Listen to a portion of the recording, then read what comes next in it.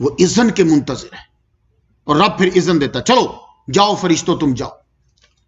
فرشتے پھر آتے ہیں، اب فرشتے زمین پہ آ رہے ہیں، خدا کی قسم کمال ہے، اس سے بڑا تمہارا درجہ کیا ہوگا؟ تو قطار اندر قطار اب فرشتے آتے ہیں، آپ لوگ عبادت کر رہے ہو، فرشتے آئے، اب فرشتے آ کر آپ سے ہاتھ ملائیں گے۔ یہ فرشتے تم سے ملنے کی تمنا کیوں کر رہے تھے؟ پرمیشن لینے کے منتظر کیوں تھے؟ اس لیے تم تو بڑے گناہگار ہو، تم سے مراد میں اندر ہی ہوتا ہوں، میں تو بڑا گناہگار ہوں، ہم گناہگار ہیں، فرشتے کیوں ہم سے ملنا چاہتے ہیں؟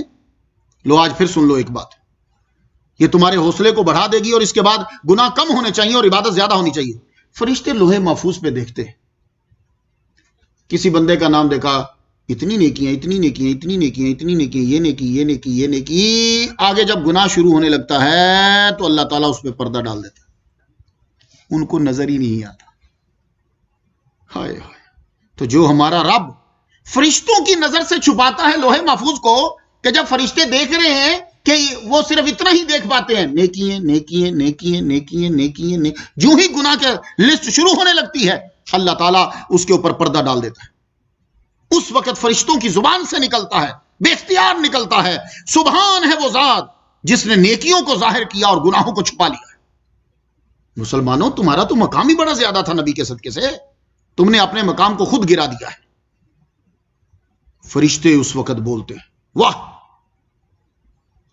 اب فرشتے تمہیں ملنے کیوں آتے ہیں بھائی؟ ملنے تو بندہ اس کے پاس جائے جس کے پاس کوئی الگ سے چیز ہو، تمہیں ملنے کیوں آتے ہیں؟ کبھی غور کیا آپ نے؟ فرشتے آتے ہیں، اور اتنے فرشتے آتے ہیں کہ تمہاری جگہ کم پڑ جاتی ہے۔ جہاں جہاں عبادت ہو رہی ہے لیلۃ القدر میں، وہ گھر میں بیوی بیٹھی ہے یا بندہ مسجد میں بیٹھا، جہاں ہے، فرشتوں کے لیے موو کرنا کوئی مشکل نہیں ہے، ان کے لیے دیوار رکاوٹ نہیں ہوتی ہے، یاد رکھیے گا۔ وہ بالکل اسی طرح گزر جاتے ہیں جیسے اس وقت میں نے گلاسز پہنے ہیں، میری یہ آنکھ یہاں ہے، باہر نہیں ہے، یہاں سے میری نظر جو ہے وہ کراس کرتے ہوئے جا رہی ہے، یہ شیشہ نہیں ٹوٹ رہا، یہ دیکھ لیں کب سے پہن رہا ہوں اس کو، یہ ٹوٹا نہیں ہے، یہ ادنا سی قسم ہے، یہ دیکھو یہ میں نے پہن لیا، اب وہ میں اندر سے دیکھ رہا ہوں آپ کو، تو یہ ٹوٹ نہیں رہا۔ تو فرشتے کو یہ نہ سمجھو کہ جی ہم نے تو دروازہ بند کیا ہوا ہے، ہم تو کھولتے نہیں، ہم تو سارا دن ہی نہیں کھولتے، تو فرشتے کے لیے یہ کوئی مسئلہ نہیں ہے، وہ یوں کراس کر جائے گا تمہاری دیوار کو، تم عبادت کر رہے ہو اوپر سے آ جائے گا، جہاں تم عبادت کر رہے ہو وہ بیٹھ جائے گا تمہارے پاس۔ اب وہ خاص طور پر کس کے پاس بیٹھے گا؟ اب یہ میرا ذرا جملہ سن لیجئے گا کہ فرشتے تمہارے پاس لینے کیا آئے؟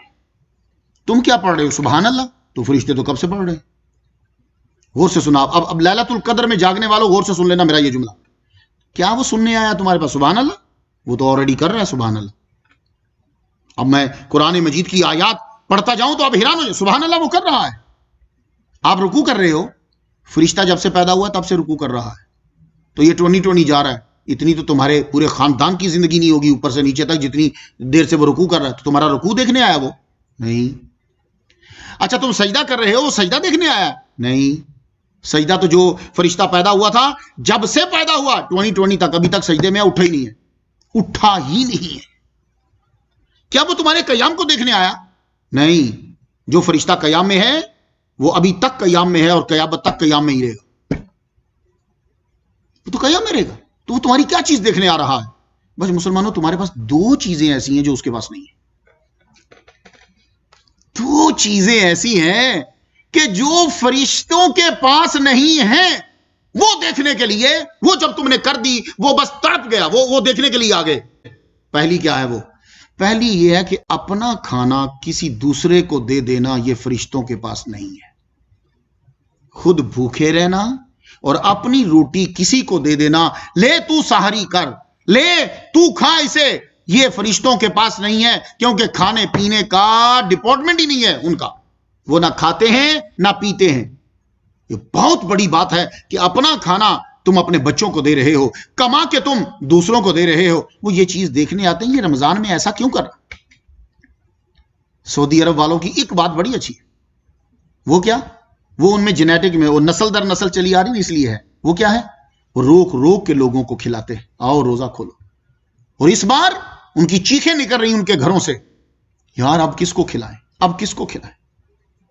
یہ سیم حالت ہوتی ہے جب آپ 10 محرم کو ایران جاتے ہو، عراق جاتے ہو، رستے میں تمہاری بس کے آگے لیٹ جائیں گے، پلیز رک جاؤ، چائے کا کپ ہی پیتے جاؤ، کچھ تو پی کے جاؤ، تم حسین کے پاس جا رہے ہو، مولا علی کے پاس جا رہے ہو۔ وہ سیم اسی طرح کرتے ہیں، رک جائیں گے، تمہاری بس کو روک دیں گے، بس میں زبردستی چڑھ جائیں گے۔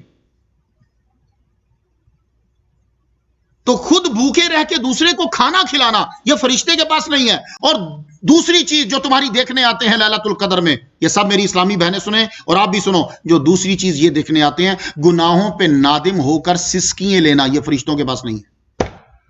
وہ صرف تیری ہچکیاں اور تیری سسکیوں کو سننے آتے ہیں مسلمان۔ اور یہ تیری ہچکی اور سسکی کب ہوتی ہے؟ فرشتہ جب نازل ہوگا اور تو عبادت کر رہا ہوگا یا عبادت کر رہی ہوگی، وہ اپنے پر کو تیرے جسم سے مس کر دے گا۔ وہ جب تیرے جسم کو مس کرے گا، تیرا دل دہل جائے گا، ایک دم سے ایسے لگے گا جیسے تو بلندی سے نیچے گرا ہے، تیرا دل گرا ہے۔ جھولے پہ کبھی بیٹھے ہو، جھولا اوپر سے نیچے جب آتا ہے نا، ایسے لگتا ہے جیسے کوئی چیز گر گئی ہے، اس وقت تمہاری آنکھوں سے آنسو آ جاتے۔ اس لیے لیلۃ القدر کو جاگنا، اور جاگ کے آنکھوں میں آنسو آئے تمہارے، رو تم، اور خشوع و خضوع کے ساتھ عبادت ہو، شور و غل نہیں ہونا چاہیے۔